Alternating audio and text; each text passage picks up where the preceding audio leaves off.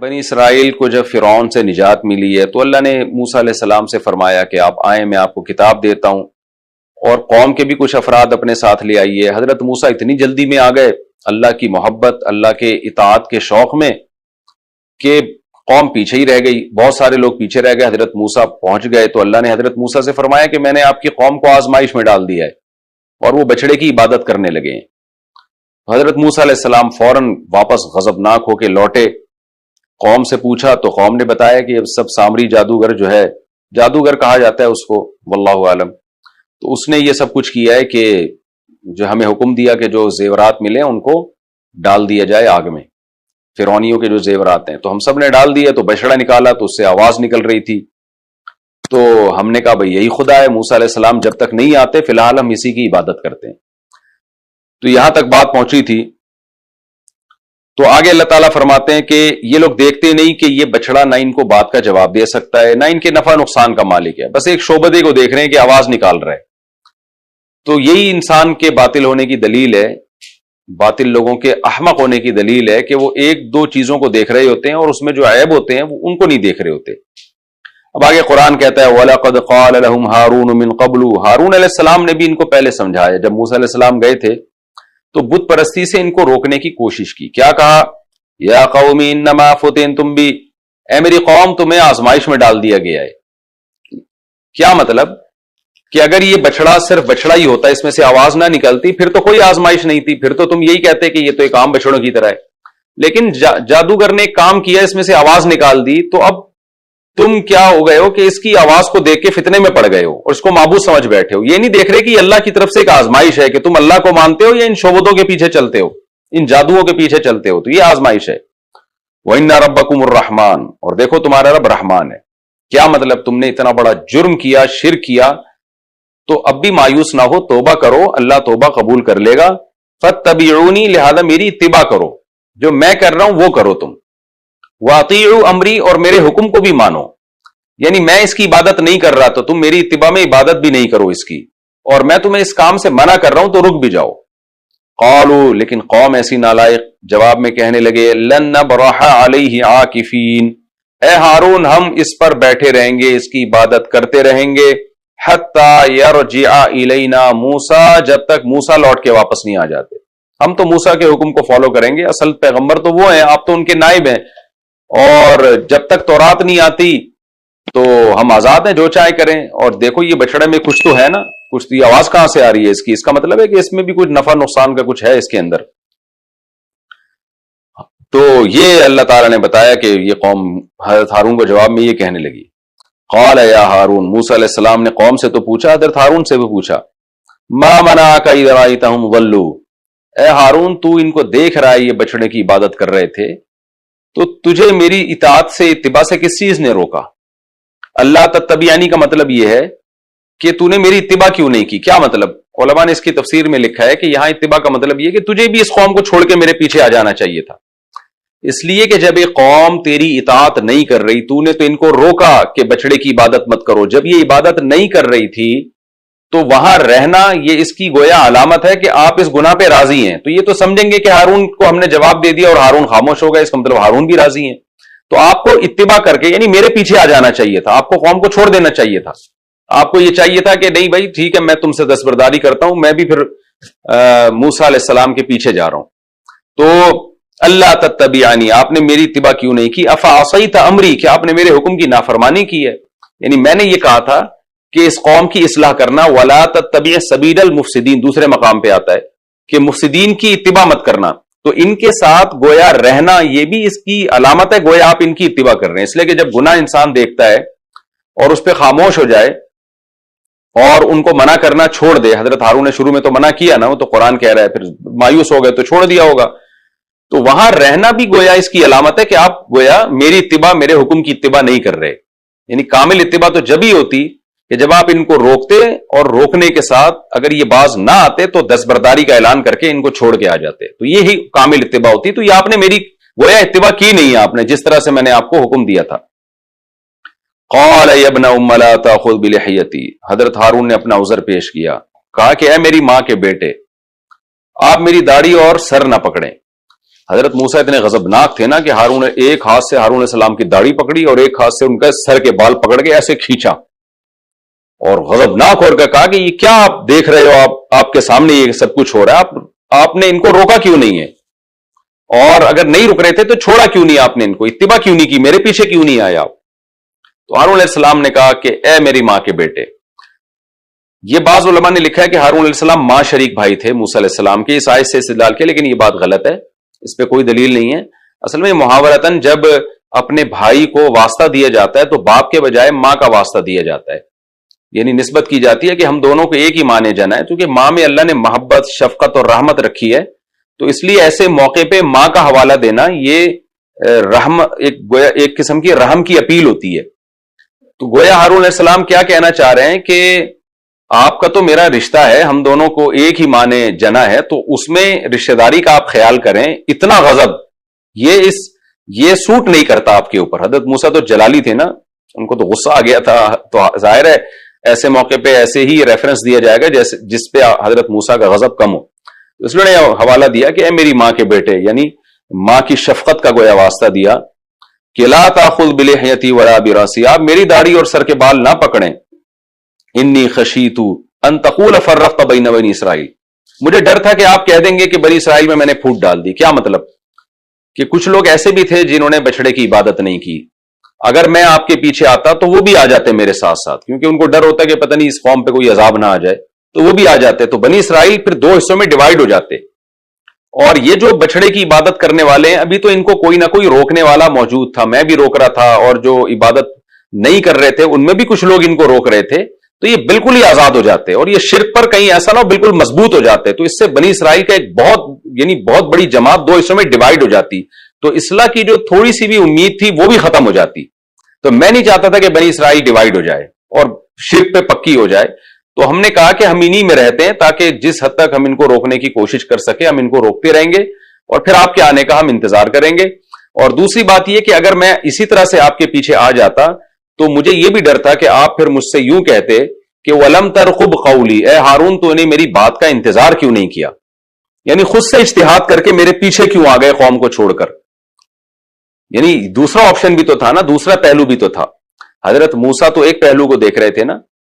کہ اے ہارون تو نے ان کو روکا، نہیں رکے تو تجھے چاہیے تھا کہ آ جاتا، میرے پیچھے آ جاتا۔ تو حضرت موسیٰ نے صراحتاً اس بات کا حکم نہیں دیا، حضرت موسیٰ کا خیال یہ تھا کہ جب میں نے حکم دیا تھا کہ ان کی اطاعت نہیں کرنی تو اس کا مطلب یہی تھا کہ گناہ میں ان کے پاس رہنا بھی نہیں ہے، تو کامل اطاعت میری جب ہی ہوگی جب ان کو چھوڑ کے آ جاؤ۔ لیکن یہ بات موسیٰ علیہ السلام نے صراحتاً نہیں کی تھی، جبکہ ہارون علیہ السلام کا اجتہاد یہ تھا کہ اگر میں موسیٰ علیہ السلام کے پاس چلا گیا ان کو چھوڑ کر تو یہ بھی پہلو ہے کہ موسیٰ علیہ السلام کہیں گے کہ آپ نے اتنا بڑا فیصلہ کیسے کر لیا کہ قومی کو چھوڑ کے آپ آ گئے، تو اس بارے میں آپ پہلے مجھ سے مشورہ کر لیتے۔ تو اسی کو کہتے ہیں اجتہاد، کہ کوئی واضح حکم نہیں ہوتا تو ایک شخص جو ہے وہ کسی پہلو کے لحاظ سے سوچ رہا ہوتا ہے، دوسرا شخص کسی پہلو کے لحاظ سے سوچ رہا ہوتا ہے، ہوتے دونوں برحق ہیں، تو اس کو کہتے ہیں اجتہادی اختلاف اور اجتہادی غلطی۔ اب اس میں دونوں میں سے کوئی بھی غلطی پر ہو لیکن اس غلطی پر گناہ نہیں ملتا، اس لیے کہ دونوں اپنی جگہ خاص پہلو کو سامنے رکھ کے فیصلہ کر رہے ہوتے ہیں۔ تو یہ جو مجتہدین میں اختلافات ہوتے ہیں نا، امام حنیفہ، امام شافعی، مالک، احمد بن حنبل اور صحابہ کرام میں، یہ اسی نوعیت کے ہیں کہ سب کا مقصد قرآن و سنت ہی کو فالو کرنا ہوتا ہے، لیکن قرآن و سنت کی منشا سمجھنے میں رائے کا اختلاف ہو جاتا ہے۔ تو یہاں بھی دیکھیں ہارون علیہ السلام کا مقصد موسیٰ علیہ السلام ہی کے آرڈر کو فالو کرنا تھا۔ وہ آرڈر کیا تھا کہ اے ہارون تو نے قوم کی اتباع نہیں کرنی ہے، لیکن اتباع کا طریقہ کیا ہوگا، اس میں ہارون علیہ السلام کی ایک الگ رائے تھی، موسیٰ علیہ السلام کی ایک الگ رائے تھی۔ تو حضرت موسیٰ نے ادھر جو ہے نا ان کے سر کے بال پکڑ لیے، تو حضرت موسیٰ کو اپنی رائے پر بڑا پورا اطمینان تھا کہ میں اس رائے میں ٹھیک ہوں، لیکن ہارون علیہ السلام کو بھی اپنی رائے پر اطمینان تھا۔ تو جب ہارون علیہ السلام نے اپنی رائے پیش کی اور وہ پہلو ذکر کیا جس کی طرف موسیٰ علیہ السلام کی توجہ نہیں تھی، تو حضرت موسیٰ کا غضب ٹھنڈا ہو گیا۔ تو اس سے پتہ چلتا ہے کہ بھائی یہ جو علماء میں اور نیک لوگوں میں اختلاف ہوتا ہے نا، اس کی یہی حیثیت ہے کہ ایک پہلو سے ایک غور کر رہا ہوتا ہے، دوسرا دوسرے پہلو سے، تو اس لیے عوام کے لیے یہ اختلاف کی بیس پر کسی کو برا بھلا کہنا یہ ٹھیک عمل نہیں ہے۔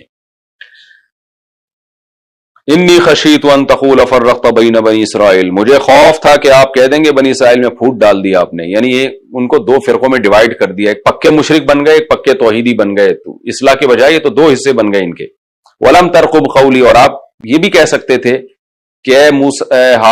ہارون تو نے میری بات کا انتظار نہیں کیا، یعنی صراحتاً مجھ سے مشورہ لے لیتا پھر جو کرنا تھا، اس لیے۔ تو حضرت موسیٰ کا غضب ٹھنڈا ہو گیا۔ اب حضرت موسیٰ پہلے تو قوم سے پوچھا کہ تم یہ کیا کر رہے ہو، پھر حضرت ہارون سے پوچھا کہ آپ نے ذمہ داری پوری کیوں نہیں کی۔ اب حضرت موسیٰ آئے اس سامری کی طرف جو فتنے کی جڑ تھا۔ سامری سے کہا فما خطبک یا سامری، اے سامری بتا تیرا کیا حال ہے۔ قال بصرت بما لم يبصروا به، سامری نے کہا میں نے وہ کچھ دیکھا جو انہوں نے نہیں دیکھا۔ کیا مطلب؟ جبریل کی جہاں ٹاپ تھی یا قدموں کی جو پاؤں جہاں لگتے تھے وہاں کچھ ایسے اثرات دیکھے حیات اور زندگی کے کہ اس کو اندازہ ہو گیا، یا جبریل کو دیکھ لیا اس نے جو عام لوگوں نے نہیں دیکھا، تو اس کو اندازہ ہو گیا اس کے ذریعے کوئی سحر یا کوئی جادو یا کوئی حیات پیدا کی جا سکتی ہے خاص نوعیت کی۔ واللہ عالم، اس کی حقیقت اللہ ہی جانے، سامری جانے اور موسیٰ علیہ السلام جانے، ہمیں اس کی بارے میں زیادہ ڈیٹیل قرآن میں بتائی نہیں گئی ہے۔ فَقَبَضْتُ قَبْضَةً مِّنْ أَثَرِ الرَّسُولِ، تو میں نے رسول، یعنی رسول سے یہاں مراد ہے جبریل جو اللہ کے رسول ہیں، جو اللہ کے قاصد ہیں، میں نے ان کے اثر سے ایک مٹھی لی، فَنَبَذْتُهَا، اور میں نے اس کو اس زیورات میں جو جلتے ہوئے زیورات تھے یا بچڑا تھا اس میں پھینک دیا، اس کی وجہ سے اس بچڑے میں ایک زندگی کا اثر آ گیا اور اس میں آواز پیدا ہو گئی۔ وَكَذَلِكَ سَوَّلَتْ لِي نَفْسِي، اس طرح سے میرے نفس نے اس عمل کو میرے لیے مزین کیا۔ ہوتا ہے نا کہ یہ اچھمبے کا کام کرنا ہر آدمی کا دل چاہ رہا ہوتا ہے، تو سامری نے سوچا کہ چلو میں ایک اچھمبے کا کام کرتا ہوں، اس سے میری عزت ہو جائے گی، اور جب موسیٰ علیہ السلام واپس آئیں گے تو دیکھا جائے گا کیا کرنا ہے۔ ایک وقتی فائدے کے لیے اس نے یہ جرم کیا، قوم کو گمراہی میں ڈال دیا۔ قال، حضرت موسیٰ نے کہا فَاذْهَبْ، تو چلا جا یہاں سے۔ فَإِنَّ لَكَ فِي الْحَيَاةِ، اور بددعا دی سامری کو اور کہا پوری زندگی تیرے لیے ایک سزا ہے، وہ یہ کہ ان تقول لا مساس، تو کہتا پھرے گا مجھے چھوؤ مت۔ کوڑ کی بیماری لگ گئی یا کوئی ایسی خطرناک بیماری کہ جو متعدی ہو سکتی ہے، دوسروں کو لگے گی، تو اس لیے بھی تو کہے گا میرے قریب نہ ہو، تم بھی بیمار ہو جاؤ گے، یا یہ کہ کوئی ایسی بیماری لگ گئی اس کو کہ کوئی قریب آتا یا ہاتھ لگاتا ہے اس کو بہت اذیت ہوتی، اس کی بھی ہمیں تفصیل معلوم نہیں ہے۔ بہرحال کوئی ایسی اچھوت کی بیماری جسے کہتے ہیں لگ گئی، جس میں وہ تنہائی کی زندگی پھر اس نے تکلیف عذاب میں گزاری اور اسی عذاب میں وہ مر گیا۔ اور کہا موسیٰ علیہ السلام نے یہ تو دنیا کا عذاب ہے، آخرت کا اس سے سخت عذاب ہے۔ وہ کیا ہے؟ وَإِنَّ لَكَ مَوْعِدًا، تیرے لیے وعدے کا ایک دن ہے، لن تخلفها، جس کی تجھ سے ہرگز خلاف ورزی نہیں کی جائے گی، یعنی وہ وعدہ اللہ کا حساب و کتاب کا پورا ہو کے رہے گا۔ یہ سزا پوری نہیں ہے، یہ دنیا کی ہے، ایک آخرت بھی ہے جس کا اللہ نے تجھ سے وعدہ کیا ہے، اور وہ سزا بھی تجھے ملے گی۔ اس سزا سے بھی تو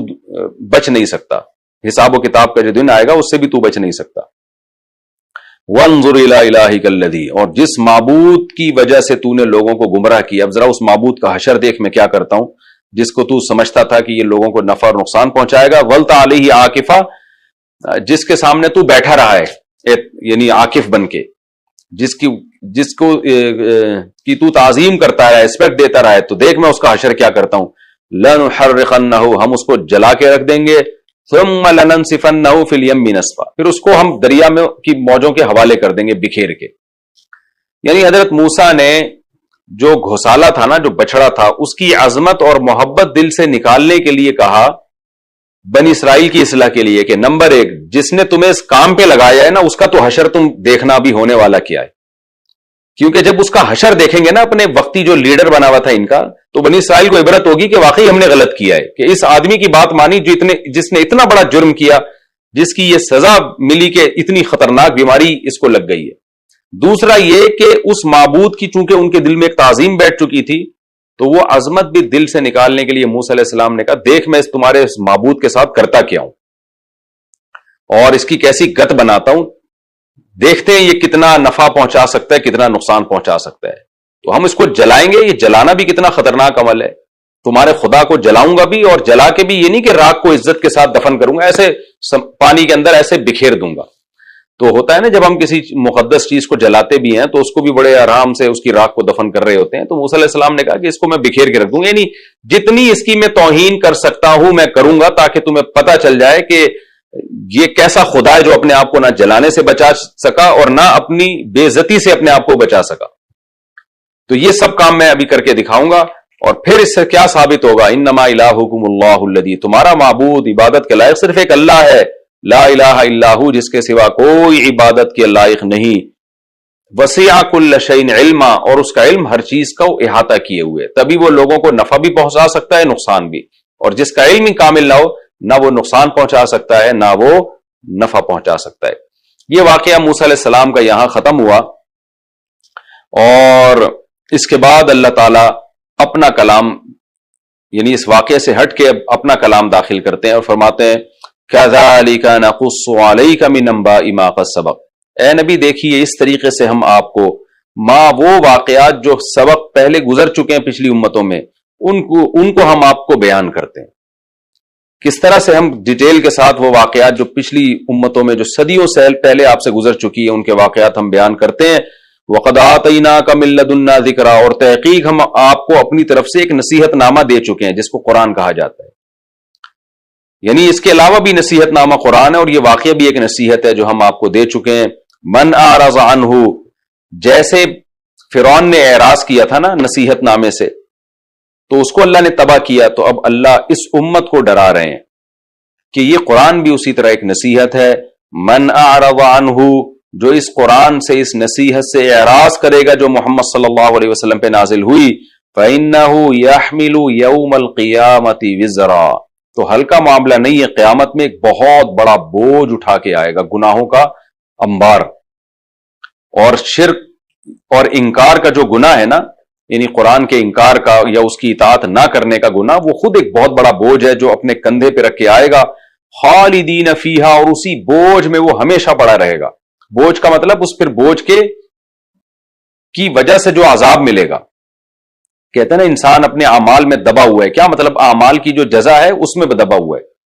تو اس میں دبا رہے گا. وَسَاءَ لَهُمْ يَوْمَ الْقِيَامَةِ حِمْلًا، اللہ تعجب کا صیغہ استعمال کرتے ہیں، کتنا ہی برا ہے قیامت کے دن یہ بوجھ جو یہ اٹھائے گا. بوجھ بہت طرح کے انسان اٹھاتا ہے. کچھ ایسے بوجھ ہوتے ہیں جس میں وہ خوش ہوتا ہے کہ گھر پہنچوں گا، یہ انعام ہے جو میرے سر پہ رکھا ہوا ہے. اور کچھ بوجھ وہ ہوتے ہیں جو ایک تاوان کے طور پر ہوتے ہیں. تو اللہ کہتے ہیں دنیا میں جتنے بھی بوجھ اٹھائے جاتے ہیں ان میں سب سے بدترین بوجھ یہ ہے جو میدان حشر میں گناہوں کا بوجھ ہے، جو قرآن سے اعراض کرنے والا اپنے کندھے پہ اٹھا کے آئے گا. یوم ينفخ فی الصور، یہ وہ دن ہوگا جس دن سور میں پھونکا جائے گا. ونحشر المجرمین یومئذ زرقا، اور ہم مجرمین کو جمع کریں گے جس دن ایسا ہوگا، یعنی سور پھونکا جائے گا. زرقا خوف زدہ آنکھوں کے ساتھ، بد شکل آنکھوں کے ساتھ، یعنی خوف کی وجہ سے ایسا چہرہ ہوگا کہ بد شکل چہرہ. جیسے قرآن میں ہے نا کہ جو مومنین ہوں گے ان کے چہروں پہ رونق ہوگی، نور ہوگا، اور جو برے لوگ ہوں گے ان کے چہرے سیاہ ہوں گے. تو یہاں بھی مراد یہی ہے. یتخافتون بینہم، خوف کی وجہ سے نا آپس میں چپکے سے باتیں کر رہے ہوں گے. کیا کہہ رہے ہوں گے؟ ان لبثتم الا عشرا، کہ ہم دنیا میں بہت تھوڑے رہے ہیں. یعنی قرآن یہ بیان کر رہا ہے کہ جس دنیا کو تم بہت لمبی زندگی سمجھتے ہو اور اس کی عیاشی کی خاطر خدا کے حکم سے اعراض کرتے ہو، قیامت کے دن اس دنیا کو بہت کم سمجھو گے. جب قیامت کی زندگی دیکھو گے وہ اتنی لمبی زندگی ہوگی کہ تمہیں لگے گا کہ ہم تو 8-10 دن دنیا میں ٹھہرے ہیں. تو اللہ کہتے ہیں آپس میں بات چیت کریں گے اور کہیں گے ہم سے دنیا میں 10 دن بیٹھے ہیں، 10 دن ٹھہرے ہیں. قرآن کہتا ہے نحن اعلم، ہم اس شخص کو بھی خوب جانتے ہیں، بما یقولون، ان باتوں کو بھی خوب جانتے ہیں جو یہ لوگ کر رہے ہوں گے. اور اذ یقولوا، اس وقت کو بھی جانتے ہیں جب امثلهم طریقۃ، ان میں راستے کے اعتبار سے جو سب سے سمجھدار شخص ہوگا، یعنی جس کو کہا جاتا ہے کہ یہ صحیح راستے پہ چلتا ہے، ان کے خیال میں وہ کہہ رہا ہوگا ان لبثتم الا یوما، کہ تم ایک دن سے زیادہ نہیں ٹھہرے، یعنی 10 دن بھی تم بہت بیان کر رہے ہو. تو یہ جی سورۃ طٰہٰ کا رکوع ہمارا الحمدللہ کمپلیٹ ہوا. اس رکوع میں بھی بہت سے علمی باتیں ہیں اس سے پچھلے اور اس رکوع میں. کس طرح بنی اسرائیل بچڑے کی عبادت میں لگ گئے، اس میں ایک تو ہمیں یہ پتہ چلتا ہے کہ موسیٰ علیہ السلام وقت سے پہلے اللہ کے ہاں پہنچ گئے.